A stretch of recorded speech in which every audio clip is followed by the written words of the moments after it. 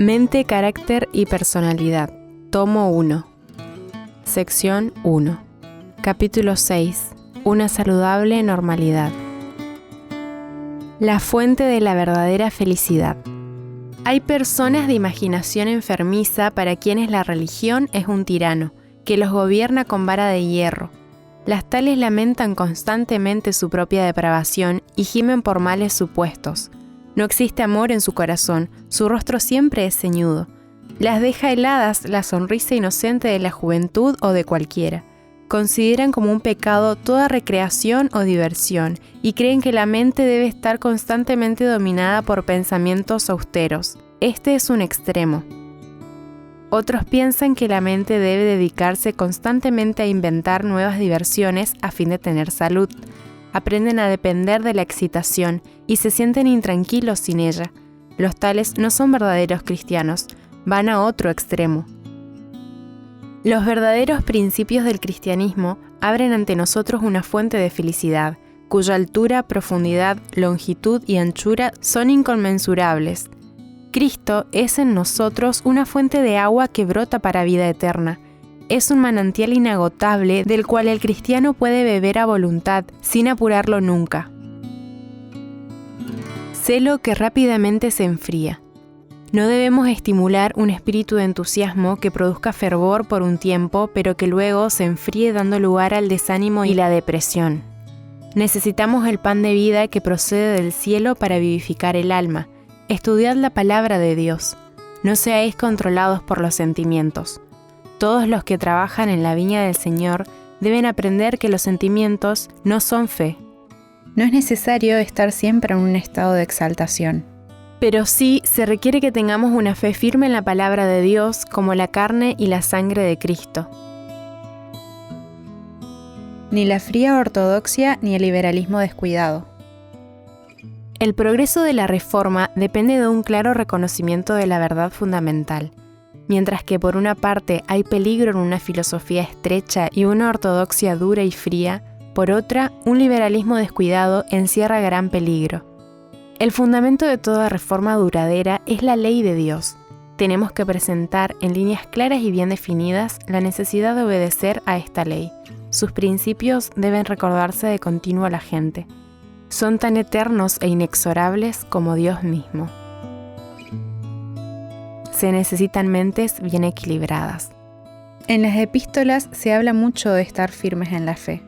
Esto debiera enseñarnos la necesidad de precaución. No debemos entretejer en nuestra experiencia nuestras propias inclinaciones y rasgos fuertes del carácter.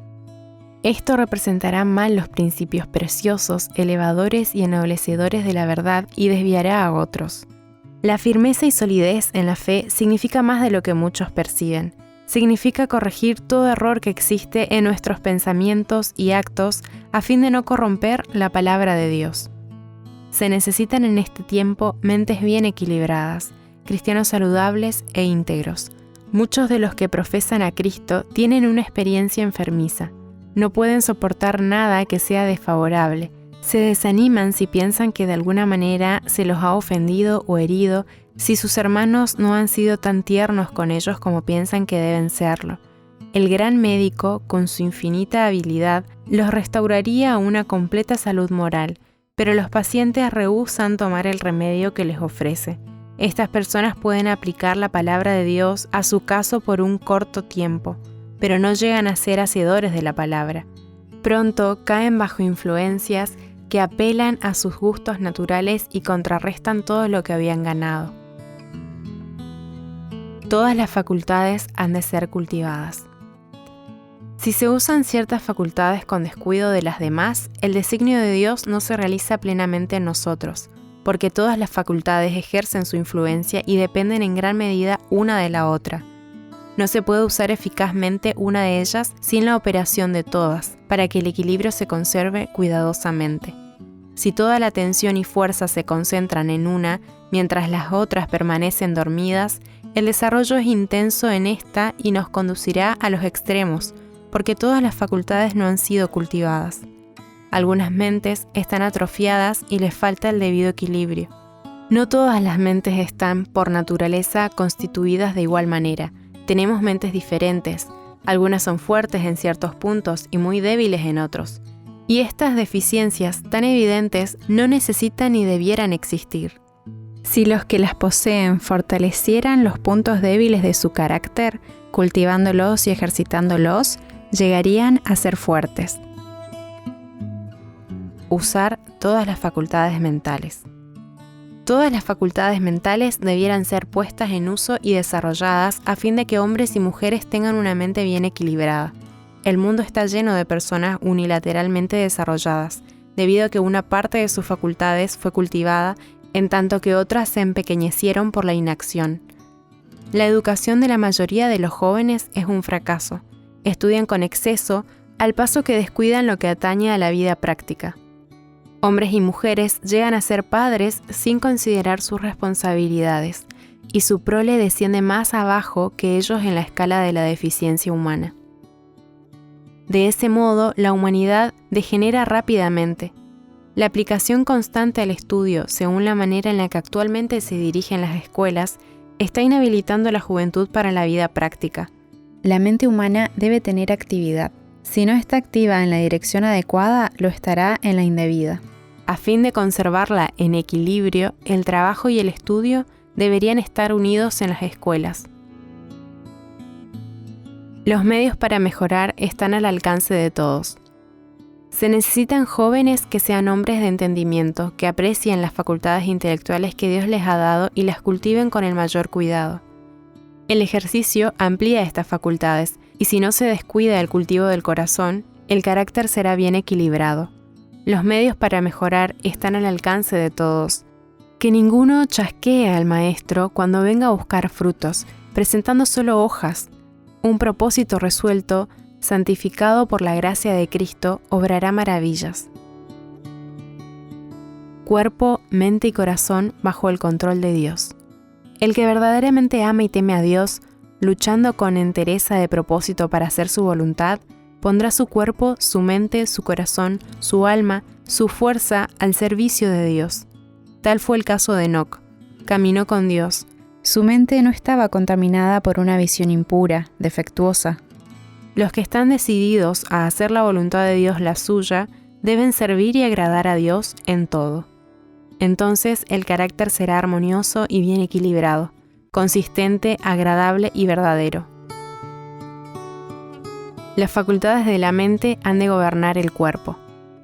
La verdadera educación incluye el ser entero, nos enseña el uso correcto de nuestro ser, nos habilita para hacer el mejor uso del cerebro, de los huesos y de los músculos, del cuerpo, de la inteligencia y del corazón. Las facultades de la mente, por ser las superiores, deben gobernar el reino del cuerpo. Los apetitos y las pasiones naturales deben someterse al dominio de la conciencia y de los afectos espirituales. Cristo está a la cabeza de la humanidad, y es su propósito guiarnos en su servicio, por las altas y santas sendas de la pureza. Por la maravillosa operación de su gracia, hemos de llegar a ser perfectos en Él.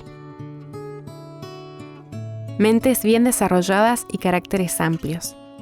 Los obreros de Dios han de esforzarse por ser hombres multifacéticos, es decir, deben tratar de tener una amplitud de carácter y no ser hombres unilaterales acostumbrados a trabajar en una sola forma, que entren en un surco y sean incapaces de ver y sentir que sus palabras y su defensa de la verdad deben variar con la clase de gente entre las que se encuentren y con las circunstancias que deban enfrentar. Todos debieran estar procurando constantemente tener mentes bien desarrolladas y superar los caracteres no equilibrados. Este debe ser su estudio constante si han de llegar a ser obreros útiles y de éxito. Asuntos triviales y comunes empequeñecen la mente. Debiera impresionarse sobre la mente de cada estudiante el pensamiento de que la educación es un fracaso a menos que el entendimiento haya aprendido a captar las verdades de la revelación divina y a menos que el corazón acepte las enseñanzas del Evangelio de Cristo. El estudiante que, en lugar de los amplios principios de la palabra de Dios, acepte ideas vulgares y permita que el tiempo y la atención sean absorbidos por temas comunes y triviales, encontrará que su mente se empequeñece y debilita. Ha perdido el poder de crecer. La mente debe ser adiestrada para comprender las importantes verdades que se refieren a la vida eterna. Las mentes no deben ser atiborradas con cosas inútiles. La educación tal como se la ofrece en las escuelas de hoy es unilateral y por lo tanto una equivocación. Como fuimos comprados por el Hijo de Dios, somos su propiedad y todos debiéramos educarnos en la escuela de Cristo. Debieran elegirse sabios maestros para nuestras escuelas. Los maestros tienen que tratar con mentes humanas y son responsables ante Dios de imprimir sobre esas mentes la necesidad de conocer a Cristo como un Salvador personal. Pero ninguno puede educar realmente la posesión adquirida por Dios a menos que él mismo haya aprendido en la escuela de Cristo cómo enseñar. Debo decirles, por la luz que Dios me dio, que sé que los estudiantes han gastado mucho tiempo y dinero en adquirir un conocimiento que para ellos es como paja, por cuanto no los capacita para ayudar a sus semejantes a formar caracteres que los prepararán para unirse con los santos y los ángeles en la escuela superior. En lugar de atiborrar las mentes juveniles con una masa de cosas de mal gusto y que en muchos casos nunca les será de utilidad, debiera dárseles una educación práctica. Se gasta tiempo y dinero para adquirir un conocimiento inútil. La mente debiera ser cuidadosa y sabiamente enseñada a detenerse en la verdad bíblica. El principal objetivo de la educación debiera ser obtener el conocimiento de cómo podemos glorificar a Dios, de quien somos por creación y por redención.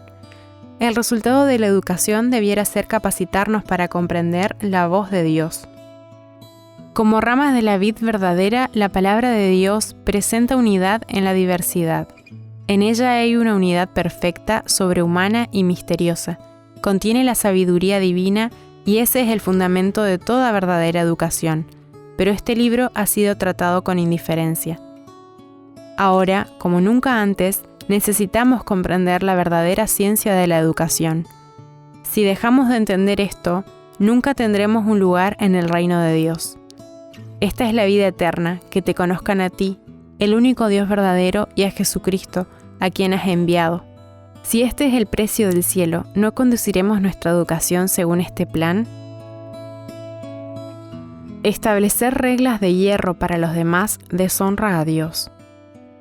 Dios no vindicará ningún artificio mediante el cual el hombre gobierne u oprima en el más leve grado a sus semejantes. Tan pronto como un hombre comienza a establecer una regla de hierro para los otros hombres, deshonra a Dios y pone en peligro su propia alma y las almas de sus hermanos. Se necesita el equilibrio de mentes diferentes. Aquí estamos reunidos, con mentes diferentes, educación diferente y adiestramiento diferente. Y no esperamos que toda mente siga el mismo cauce. Pero la pregunta es, ¿estamos nosotros, las diferentes ramas, injertados en la vid verdadera? Esto es lo que deseamos saber y queremos preguntárselo tanto a los maestros como a los alumnos. Queremos entender si estamos realmente injertados en la vid verdadera. Si lo estamos, podemos tener modales diferentes, tonos y voces diferentes. Usted puede considerar las cosas desde un punto de vista y nosotros tener ideas diferentes los unos de los otros con respecto a las escrituras, no en oposición a ellas, sino que nuestras ideas pueden ser distintas.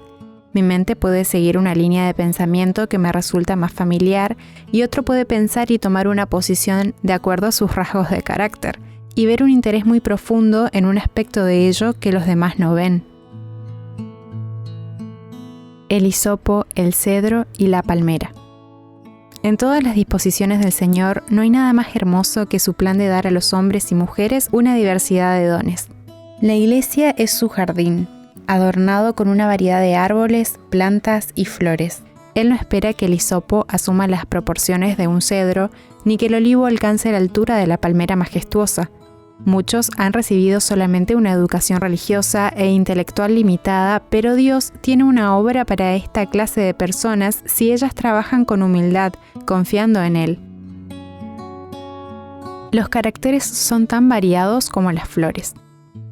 De la interminable variedad de plantas y flores podemos aprender una importante lección. Todas las flores no son las mismas en forma ni en color. Algunas poseen virtudes sanadoras. Otras tienen siempre fragancia. Hay cristianos profesos que piensan que es su deber hacer que todos los demás cristianos sean iguales a ellos mismos. Este es el plan del hombre, no el plan de Dios. En la iglesia de Dios hay lugar para caracteres tan variados como las flores en un jardín. En su jardín espiritual hay muchas variedades de flores. Los poderes de la mente y del cuerpo, un don de Dios. Las exigencias de Dios deben estamparse en la conciencia. Hombres y mujeres deben despertar y sentir su obligación de dominarse a sí mismos, su necesidad de ser puros y libertados de todo apetito depravador y de todo hábito envilecedor. Han de reconocer que las facultades de su mente y de su cuerpo son dones de Dios y que deben conservarlas en la mejor condición posible para servirle. Dios desea caracteres simétricos. Dios reprocha a los hombres porque los ama. Quiere que sean fuertes en la fortaleza divina, que tengan mentes bien equilibradas y caracteres simétricos. Entonces serán ejemplos para el rebaño de Dios, al que conducirán al cielo por precepto y ejemplo. Entonces edificarán un templo santo para Dios.